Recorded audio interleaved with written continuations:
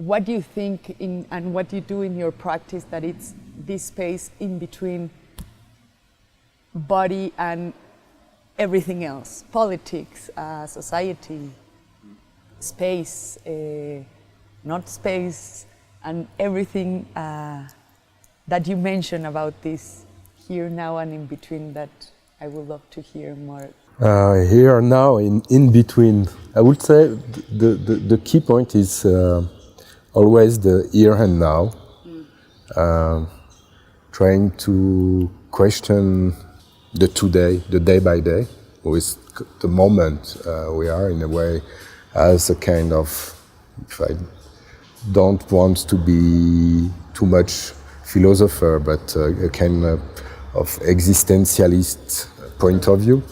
I think it's Borges who says there is no future, only a hope in the present, and there is no past, maybe just a memory of something before.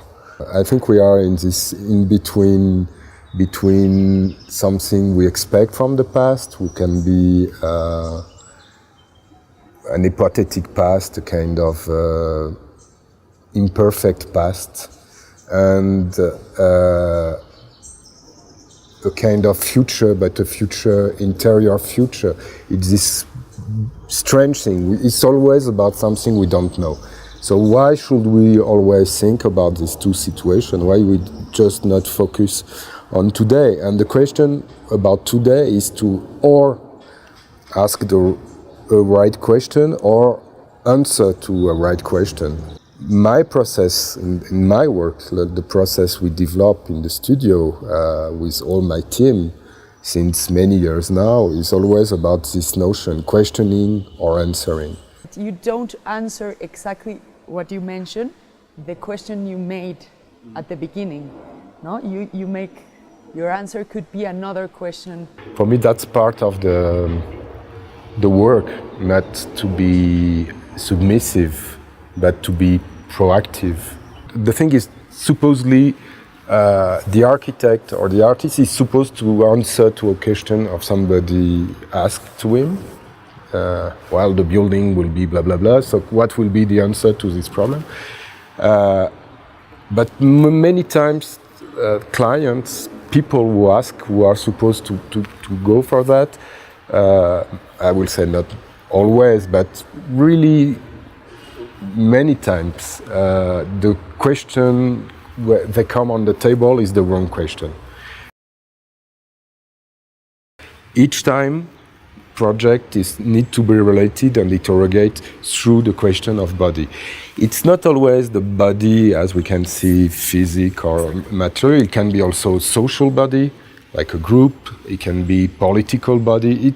It's really more large about. It's a concept. As an architect, claiming who interests me is the body in architecture.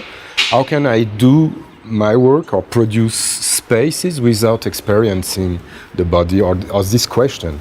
So a lot of projects who are the ones who are seen like the art piece are basically just a very simple experience questioning this notion. Not to have answers, but just to observe and to have keys to develop ideas in this large agenda who is producing space. It's funny because I was like few years giving lectures, a small lecture, and I use this the box of Polaroid, and it was a camera called the Lens SX70. Mm-hmm. It's the lens camera. It's the first one where Polaroid did the one you can carry and you open and you have the film, the box with the film, and you put it and you have your instant film. And on the box of the film, it was something written, was time zero, no time. And I love that because finally we design things for bodies and etc. But there is no proof, there is time, there is thing. We live in kind of illusion. I don't know, I go somewhere. I think it's more about scripting and in a way arranging, I can see space as a time sequence or an element of... You see this There is a relationship, but I never really interrogate the notion of time. You could take. I think it's part of the system of we elaborate, but that will be the next work for the next years coming. That's I'm good. sure. Today, it's with this big illusion we got about individualismo. Everything became common, very comfortable. There is not any more question. So there is a new movement of people questioning, resisting, reappear. But that's circles. So we are in a strange circle now, moment, going back in this acceptation of clear domination, like everybody accept to be the terror or the kind of thing, but to restart to fight again. But that's a circle. And the thing is, we need art, we need architecture to be the consciousness. Of course, art in one point, because it's less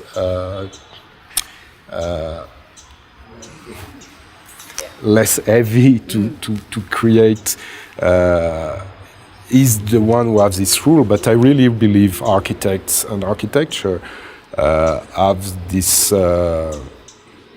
obligation to approach, to talk about these kind of things. Maybe I'm the only one who does that. I guess not. There is more. That's not the easy way, but I think an architect is the one who deals with the police, with the city. I mean, so it's a politician position. It's not a politician, but it's a politic role. Have a politic role. In science, we say this thing: nothing is new. Everything is a rearrangement. We don't invent, we rearrange. I think, it's a perpetual rewriting with different styles, with different thinking, but we always rewrite the same page. With some change, because no future, no past. So we constantly writing again. Yeah. Because Mexico City around here, it's the idea of tearing down building and construct a new one. No, it's not just Mexico, but I think it's everywhere. Everywhere. So now I think it's important to. Yeah, the big problem is to fix to don't want to rebuild or to change or to rearrange. There is a lot of force who are working on this idea of freezing the present in a kind of strange thing on the ideal world. No, we need to rebuild, destroy, reconstruct, rebuild, destroy, reconstruct, rebuild. That's part of each generation, its cultures. What I like in Asia is this notion of ephemeral buildings, like all the 30 years you rebuild the same temple. It's just because it starts to be old, so let's rebuild it. Exactly the same, but new material. If you look about philosophy, contemporary philosophy, on the idea of preservation, that's not the original. That became the copy of the copy of the copy. But the copy is the original, so fantastic. Fantastic. That's what we need to learn. And what is original? What is authentic? What is... No, it's a perpetual copying, rewriting of the things. Of course. Even our own production is probably one idea we develop, we work, and we fascinate until it's become obsolete and we disappeared, and somebody will come and disappear. And my fascination about cinema is probably because cinema is a construction, is a narrative, as architecture, but in one point is also an arrangement with time, with something, this notion of time we discussed previously, where I have no answer about, but because in architecture there is the time is not a notion you build with. You can say like time is we need time to build and is related to, but at the end the prototype doesn't deal with time. In cinema you deal with time because all your construction is related to time sequence. So it's probably my knowledge about time, or my no answer about time goes to my interest of cinema. So in cinema I can deal with time, I can really more answer to you about time and cinema, about time body displacement, because this notion becomes something about how you edit, how you build the thing. That's the element of construction, which is not the element of the construction of the architecture. You will never say my space to go from this space to this space will need this perfect sequence of walking. That will be something for everyone. If I do a film, I'm filming and I edit, I will say the perfect sequence from this action to this one will need 20 seconds. And that will be the perfect time from one point. In architecture, no, you cannot do that. So this matter is not the matter of architecture, the time. I know. For me. So that's why I'm interested, and I use also the titles. I'm really fascinated about titles, and I think few words generalize.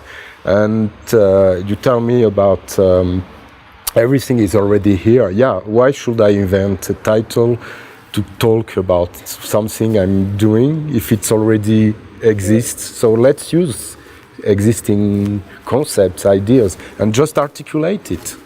That's better. It's the genius of hip hop at one moment, who was the sample. That's a pure act of creation. Sampling, that's a society change. The 20th century, beginning of 21, is also the change of this thinking of sequence, sampling.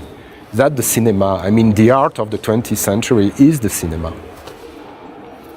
I don't know what will be the new art in the 21, but we have some ideas. But 20th century was cinema, is the century of cinema. Everything was this thing.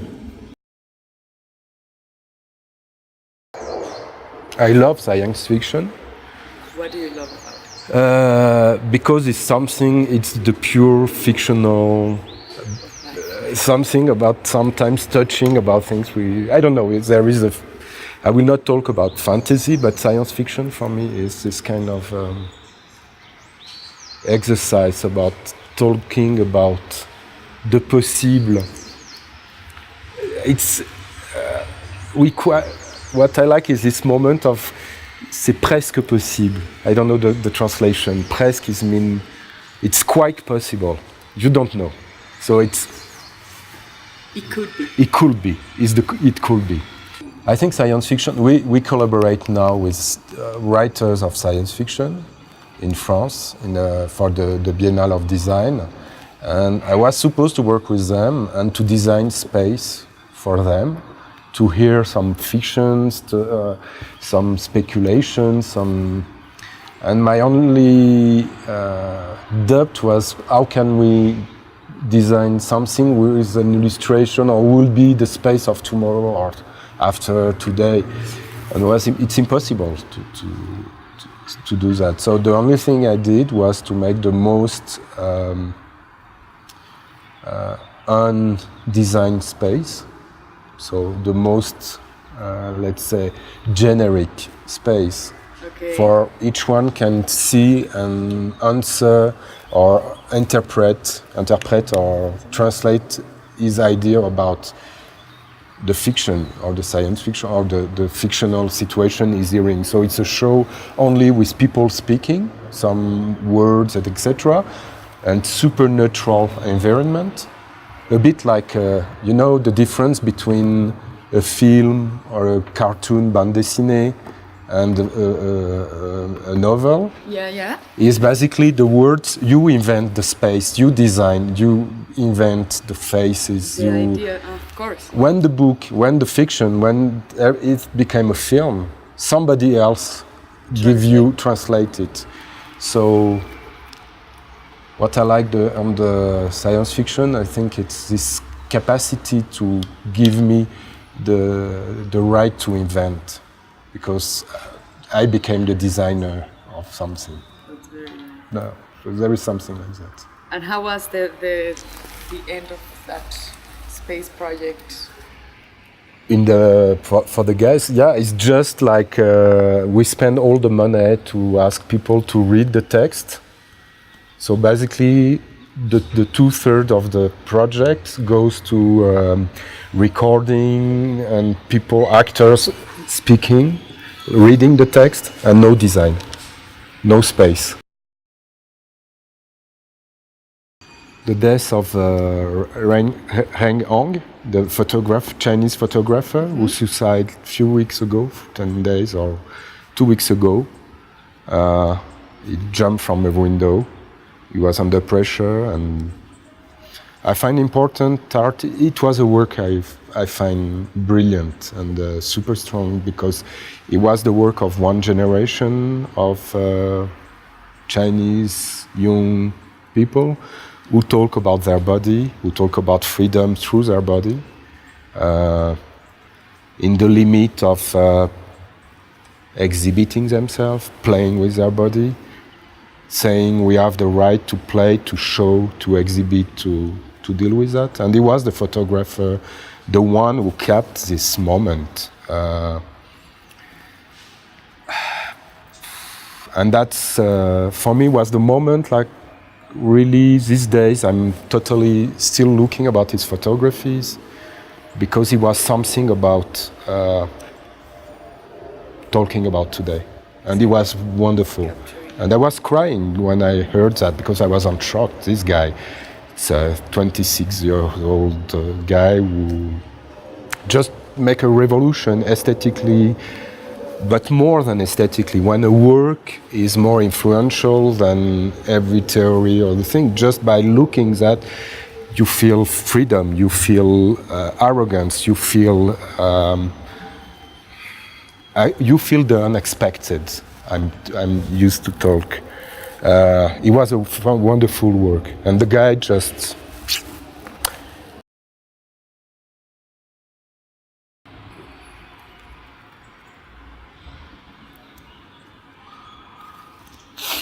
Percolación. Percolación. Percolador. The theory of percolation is la théorie des fluides, fluid theory, with it's how to build a fragile system who is able, with this instability and fragility, to change the situation. The most known situation is you take powder, coffee, water, and it's become coffee.